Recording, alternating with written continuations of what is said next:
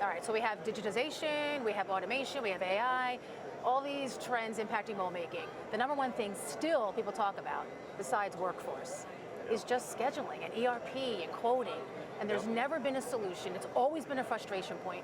And I know you know this, but it's because you're not a production shop. It's because everything is unique and custom.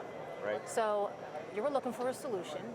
You ended up finding one in kind of an interesting way, but they market themselves as a no-code workflow automation software platform. Yep. And it's from a company called HighGear, Yep. right? So it got you everything you needed. So how did you find them? Tell me that first. Yeah, I mean, there was a trade show in our local hometown, really kind of unrelated to plastics and stuff like that, but it's like, hey, manufacturing trade show, let's just go, maybe we can find a cutting tool person or some new technology that we haven't seen. And we had been kind of looking for a different system for our database, ERP. And yeah, I remember walking down the aisle and kind of watching their video monitor that they had in their booth, and I was like, oh, interesting, this looks like it might be something. So that opened up a conversation, and then I remember walking away thinking, there's got to be a catch. Like, there's got to be a catch. It can't be what I think it is. And the more we talked to them, the more it was like, holy cow, this fits a gap that's been there for so long. So it's been phenomenal. Before we get into how it works and what makes it unique, what was the bottleneck, the challenge? What were you looking for? Well, when you're in the engineer-to-order space, everything is custom, right? So every single part I manufacture doesn't go through the same exact 3, 4, 5, 6 steps. So for me to have the flexibility to route workflows in different areas, oftentimes that's a constriction in the normal off-the-shelf systems. They're built for production mindset. And while we do some production, the reality is we have to have a lot of flexibility in how we do that. Because our pieces and parts are, I mean, you're doing a circle one day and a triangle the next. So the ability for us to have the flexibility to do it the way that we want to do it and is best is really the key. That's what HighGear's allowed us to do. And how about the whole no-code angle, or the no need for IT? You don't have to have that kind of a brain to use this. Talk about that a little bit. Yeah, I mean, you got to have some understanding of how it works. But HighGear does all the training. They'll walk you through all that.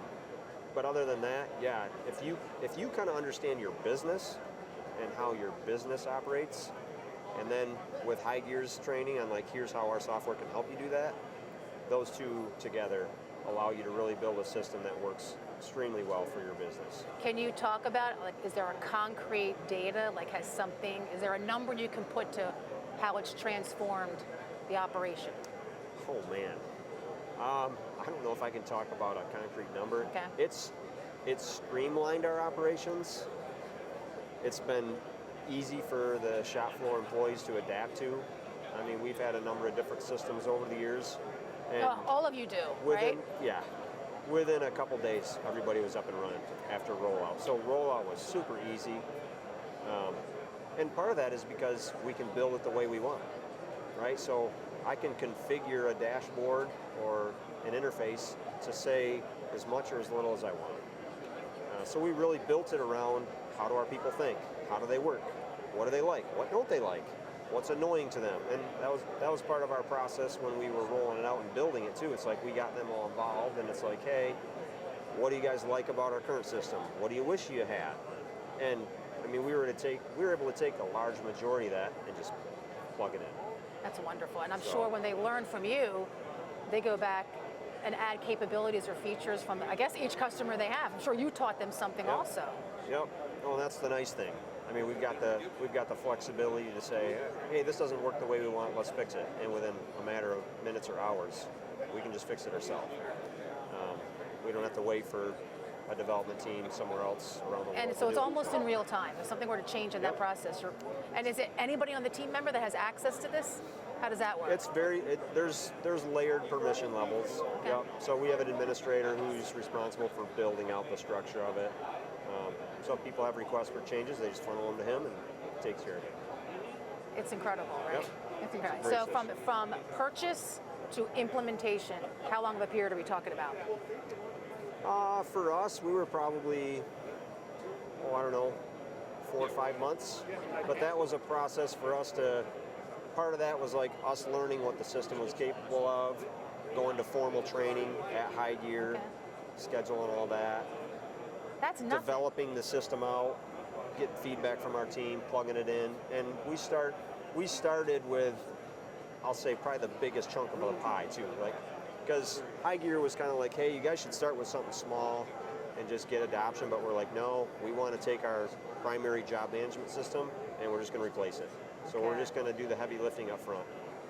So it took a little bit more effort to get there, but worth it in the end. No regrets. Yeah, because they were saying to me that they like to start off with a particular pain point to start off and then build it out from there. And you're like, no, we want it all in. No, we're going all in. Yeah. So no regrets though. So do you have any advice for any of your colleagues, your peers, about taking the plunge to something new?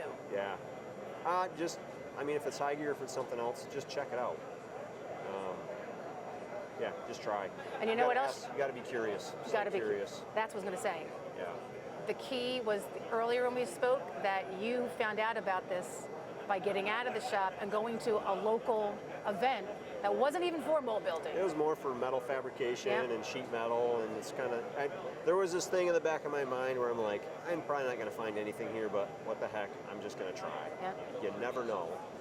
So yeah, keeping an open mind. Yeah. That's proven time and time again to be I love it. huge. Yeah. Good words of advice. Get out of the shop, and that's the only way you're going to find solutions, is to get out and network. Yep. Thank you, Tyler, for your time. Thank you. Good luck. Appreciate it.